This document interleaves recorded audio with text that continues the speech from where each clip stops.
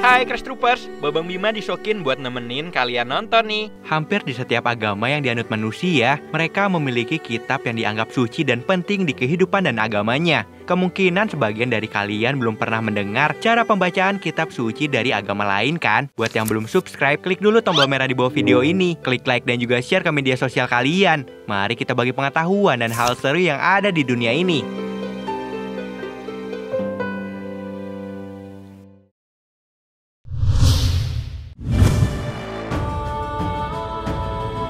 Bagi orang-orang Yahudi dan penganut Yudaisme, mereka menganggap kitab Taurat sebagai kitab yang paling suci. Kata Taurat berasal dari kata Ibrani, Torah yang artinya perintah, ajaran, dan hukum. Biasanya mereka akan membaca kitab Taurat saat melakukan ibadah ataupun di perayaan tertentu. Selain itu, biasanya ada orang-orang tertentu yang diberi kehormatan untuk membaca gulungan kitab Taurat saat acara ibadah berlangsung.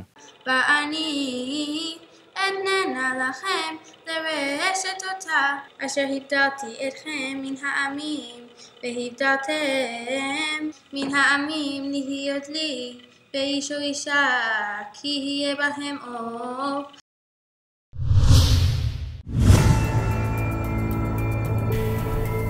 Kitab Weda dianggap kitab yang suci oleh penganut agama Hindu. Di dalamnya berisikan kumpulan sastra-sastra kuno dari zaman India kuno yang jumlahnya sangat banyak dan luas.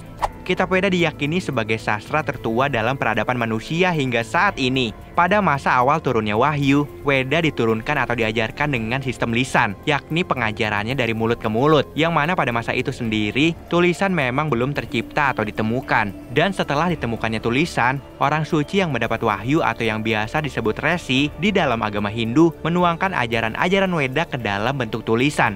Meski merupakan tulisan, namun pembacaan kitab Weda tidak boleh sembarangan. Seperti di video ini yang memperlihatkan orang beragama Hindu yang sedang membacakan kitab Weda.